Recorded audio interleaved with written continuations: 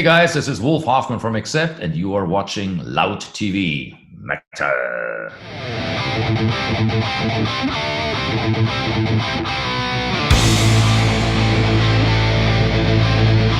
So there is a new Accept album.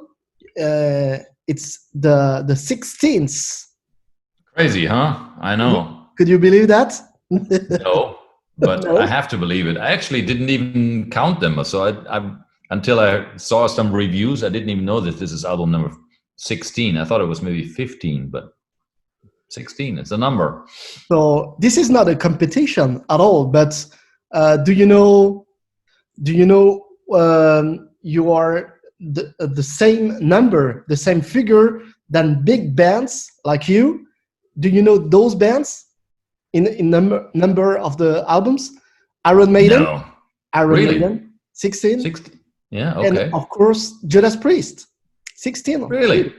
That's crazy. I had no idea. I thought they had more, but again, 16. Go figure. So we were talking about, of course, Judas Priest, and you recorded again with Andy. Yeah. Andy Sneap, but this time you recorded in Nashville, so it was pretty. No. Well, we always record in Nashville. That's sort of the headquarter of Nashville, of Accept, and we have a studio there, and we've recorded, I believe, the last 4 albums there. There's one that we recorded in England at Andy Sneap's place, Blood of the Nations, and then after that we recorded just about everything in Nashville. So it's pretty the same team. It's very much the same team, exactly. And Andy and I met first in January to go through all the song ideas I had at that point, and we decided on 6 or 7 songs that we were to record, and we started doing that in March. Mm-hmm. Okay. I think which is exactly around the time that this whole pandemic thing got started. And towards the end of the recording process, we all decided, well, it's better to go home because, we didn't really know how bad this was going to get and whether the whole world would shut down and borders started to close. So we felt it was safer for everybody to go back home and wait and see what happens. So you split the recording in 2. We were going to do that anyhow. Like I said, we had only 6 or 7 songs prepared to record at that point. So we started doing basic tracks, drum tracks, guitar. We called Mark to come and do the vocals on whatever songs we had finished at that point. But it was always clear that we were going to split it in 2 sections. And quite frankly, we didn't know at the beginning of the year around that time whether Andy would even be available because he was supposed to go out on the road with Judas Priest for the summer. Yeah. So we basically just said, let's record what we can as soon as we can so we know at least we have that, and then we'll worry about the rest and we'll have to finish maybe another way. We didn't really know how it would all play out, but then the whole pandemic started and everything was completely different from then on outward. How is Andy now that you know him by heart? Can we say that? But yeah, we do. Yeah, we're good friends, and he's one of the team. He's definitely one of the band almost. I know him like as a really good friend and as a team member, and I trust his judgment, and I think we get along really well. So it's great to work with him. Very comfortable. And it's getting. I think it gets easier and easier. This is album number 5 that we've done together, and if you include the live album and my classical stuff, it's even number 6 or 7 maybe. So we've done a lot of work together over the years. So he recorded everything with you in studio? Well, that's the weird thing. Now, I was going to finish that story. We had to interrupt in March and everybody went back home. And then we tried to finish the rest of the songs in June or July. But by that time, Andy could not come into the country anymore because the borders were closed because of, the virus. So the only way we could do it was by him being present remotely on a laptop. So it was, the rest of us were in Nashville recording, pushing the button. and Andy would listen in and basically produce the album remotely from home. It's kind of strange to work that way, but we made it work. Yeah. Okay. And there is something new also on this new album, is that you recorded without Peter on bass this time, and there is a new guitar player, Philip. Sure. So a new team, something fresh into the band. Yeah, two different stories. I mean, Phil is an addition to the band, and we decided to keep him in the band because he filled in for Uwe on this orchestral run that we did with Symphonic Terror. When was it? In 2018, I believe. Losing my track. What is it now? I don't know. A year ago. 19, yeah. So, and Phil was such an amazing player and such a good friend after this whole tour that we decided it would be a shame to let him go. And we said, why can't we have 3 guitar players? Why can't we have him as an addition in the band? And yeah, it works great. We've already done some shows together with 3 guitars. And even though it's maybe slightly unusual in the metal world to have 3 guitar players, it really works better than you would think. So I've been pleasantly surprised by the whole thing. It's great because now we can do, twin guitar leads and still have a rhythm guitar player in the background. And, I wrote this new album, some of the songs with that in mind, I wanted to give Phil enough space on this album, on these songs, to have 2 guitar players doing battling guitar solos and more twin guitar leads and things like that. So that's definitely worked well with Phil. He's the other guitar player. And of course, there's the story about Peter. He left the band 2 years ago. And to this day, I think it's a very sad story, but, it was a personal decision by his that he didn't really share up front with us. And he just announced it on Facebook that he's no longer in the band. And it was a sad day for heavy metal, but what can you do? I think we moved on and decided right away we're going to keep going no matter what, because it would be a shame. How did I find Martin, you mean, the new guy? Yeah. Martin was one of the guys who heard about it online, and he just basically applied for the job along with a handful of other people. We had, I don't know, not too many, but maybe 5 or so people applied and that we auditioned. But Martin was definitely the guy that we felt most comfortable with. One of the reasons is that he's also German and he also lives in Nashville. So that's definitely helped. It wasn't the only deciding factor. He's an amazing player, of course, and we really get along well. So yeah, he's a great addition to the band. And when the time came to write the songs, I said and invited everybody to contribute as many songs as they can, because now that I'm basically the only songwriter in the band, I didn't want it to be all my ideas. I said, let's have it, let's hear it.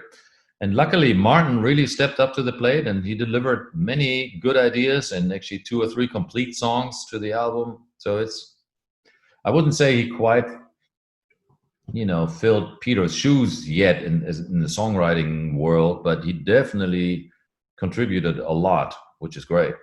So it was, and also Phil, he played a lot on the album, so it was more of a group effort than you would think. Great. So did you form a German colony into the States? Yeah, exactly. Yeah, with the German flag in Nashville, right? Wonderful. So what I like in this new album is, I know the Andy Sneap work for 20 years. I'm a big fan of his work with Stock Mojo in the 90s. Rap metal, which was very, very new, very aggressive. And on this album, I think it's pretty old school, but with today production. Well, that's always been our goal or our motto. I mean, we try to write old school songs with new production elements and with a fresh sound. That's the best you can hope for, and that's what we're going for. because really we don't need to change the Accept style. We don't really need to reinvent the wheel. We just want to write songs that feel familiar, but at the same time they're new, you know. And that sounds quite easy, but it's actually not that easy to do, you know, because, you know, we've written a lot of songs over the years, and here we are, you know, 40 years after we started. So it's, you know, of course things change, people change, I change, everybody changes, but you're trying to go back in time and try to write songs that you could have written as a teenager or in your 20s or so. But, you know, if you try real hard, I think it's possible, you know. Yeah. So my motto is always, I try to write songs that I could have written back then. I just never got around to doing it. And so I want them to sound familiar and old school, but at the same time, with the help of Andy and better technology and all this kind of stuff, I want them to sound fresh and current also. So it's a fine line that we're trying to walk here. Is it the best way to stay young in your mind, to write music stuff? Maybe. I mean, it's kind of crazy. Here I am, 60 years old, and still pretending to be a teenager.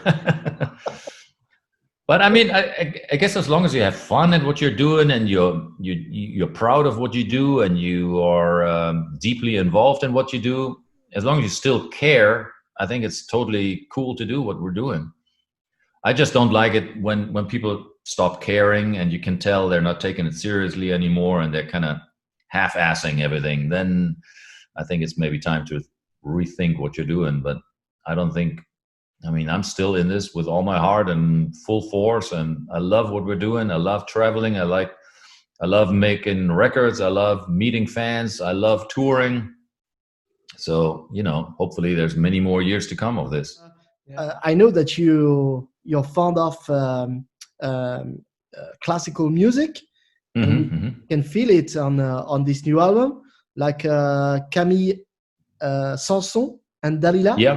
Yep. From Camille Saint-Saëns, the French composer, Yep. and we can feel also on the song Symphony of Pain. Absolutely. You know, I've always enjoyed doing classical bits and pieces, and I've always enjoyed combining the two worlds. I mean, I've done whole solo albums that way, and I've always tried to sneak a few ideas into Accept songs when it works really well. And I mean, that tradition goes back all the way to Metal Heart, 1986. And yeah, when the right idea strikes, then you know, I think it's still fun to do. So I did it again on this album. The song Samson and Delilah could have actually almost been on one of my solo albums, but Andy was pushing for it to be on this album, and I decided, why not? It maybe it's a nice outro for the whole album, and it kind of rounds it all off, maybe pleasantly. You know, it's one song without vocals. Why not? Why not? Yeah, it's a good idea. And because I think the reason is it was also quite heavy. It was one of those classically inspired riffs and grooves that ended up being quite heavy. So it kind of works quite well in the context of all the other songs. So it was directly inspired by Camille Saint-Saëns? Oh, definitely. Yeah, it's actually, this song has two major classical themes that I stole. One of them is Samson and Delilah, and the other one is from Dvorak's Symphony from the New World. So two completely different pieces that I just combined for this instrumental. Is it for you the best composer, or you are? No, it's just one of many. I mean, no, it's just something I stumbled upon, and I really like the melody line, and I really like the vibe that it has, this slightly oriental vibe, which I've always enjoyed. I've always been a fan of that style, you know, of that vibe. So yeah, it just spoke to me, and I tried it out on the guitar, and I loved the way it felt, and I you know, came up with some riffs and some grooves to support it, and before you knew it, it was, you know, an interesting piece, I thought. Yeah, it's great. What about the lyrics? I think your wife write most of the lyrics, right? Is it still? Not anymore. No, not anymore. She still contributes a few ideas for songs, but Because mostly the Undertaker, zombies, post-apocalypse, it's quite dark, no? Or It's good. yeah. Dark is good. It's heavy metal. Actually, on this album, Mark wrote some lyrics beforehand and sent them to me, and I wrote the music to the lyrics. Like in the case of, for instance, The Undertaker, that was just a bunch of words Mark had written as in the form of almost like a poem. So it was just words on paper, and I just wrote the music to fit the words. Mostly it's the other way around. We write the music first, and then we try to come up with words that fit the mood and the composition. But in this case, Mark wrote some of the lyrics beforehand. And Zombie Apocalypse is another example. He gave me a bunch of ideas for songs and catchphrases, and Zombie Apocalypse was one of them. And I liked the way that it sounded, and I wrote some riffs and actually rewrote that song many, many times until it finally turned out to be the song that it is now. But it took, I don't know, 10 or 15 different versions until I was happy, and until we found something that really seemed to work. Yeah, okay. And a lot of times we write the music first and maybe give Mark the idea of, like, for instance, Overnight Sensation. Yeah. I came up with that, but that's all I had. I liked the idea. I told Mark, hey, why don't we write a song about, you know, those YouTube kids that want to be famous overnight.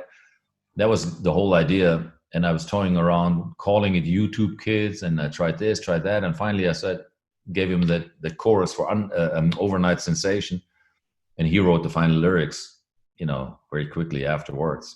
But that's a lot of times that's the way that it works. I give him the playback and maybe a chorus idea, Overnight Sensation, you know, that whole thing. And then he writes the rest to make it fit. Is it to a tribute to Lemmy? Yeah, no, it's not. It's got nothing to do with him, with that song. So the title is it a tribute to Accept, to the you can't? No, it's more or less our answer to the whole Corona vibe in the land, in the world. We said, you know, of course it's not meant serious. We said we're too mean to die. We can't be bothered by any little virus that's out there. Of course, it's not meant to be totally serious, but it sounded like a metal album. It sounded like a metal title, and we liked it. So we decided to go that route and give the metal fans a fresh and in-your-face sort of statement, and a metal album that doesn't really deal with anything Corona-related, because I think people had enough of all the Corona stuff by now. I mean, it's time to move on, and we also decided to release this album even though we can't really tour for it right now. You know, it's going to be a while until we can do a proper headline tour, but we decided to go ahead and release it because maybe fans will enjoy it, that now that they're in lockdown, and maybe it's going to take their mind off everything, and it's better than waiting until who knows when, until we can tour again. So let's have the album out now. Fans can enjoy it and listen to it, and then one day we'll be on tour and we'll meet each other again. Yeah. Do you remember your last concert? Yes, it was in the fall of last year. Yeah. Wow. Something very, very new, you know, for metalheads, you know, without maybe almost a year without concerts. It's crazy, huh? It's amazing. Yeah. I mean, but you know, we're not alone in this. Everybody's in the same boat, and nobody can tour right now. But hopefully they'll find a way for us to be able to play these summer festivals next year in 21. Hopefully, fingers crossed. Do you believe that? Because there are a lot of rumors that you know, pessimistic. It doesn't matter what I believe. I'm hoping for it. Let's put it this way, because I'm an optimist. The best is yet to come. Okay. So this is for the summer shows, and I've read that there are also concerts next year, right? Yes. In the beginning of the year, no? Yes. Oh, beginning of the year? No, in the summer. Summer. I mean, our headline tour I mean, the album is going to come out on January 15th, and we had a long tour scheduled to support the album, but it has been postponed for 1 year until the early 22. Mm-hmm. Oh. But we have summer festivals scheduled starting in May and June and July, and I'm hoping by then times will be okay for us to go out and tour again. Yeah. And, you know, that would be fantastic. But do I know it? No, nobody knows. And so you are a big friend with Andy. Could be cool to tour, of course, with the Judas Priest team. No, Exactly. Yeah, we had a bunch of festivals where we would have been on the same day on the same. Yeah, there were some festivals where Accept and Judas Priest would have played together, and I'm hoping it can still happen, but we have to wait and see. I'm tired of making predictions. It's just, you know. What about a tour together on That would be great, wouldn't it? I would love that. I would love to tour with Judas Priest again, and there have been many talks. It's just never worked out yet. I'm hoping one day it will. Sometimes it's Judas Priest is one of my favorite bands, of course. Always will be. Yeah, the kick ass on stage. They do. Yeah. All right. This is the end. Thank you. Thank you. I got to move on. Thank you very much, my friend.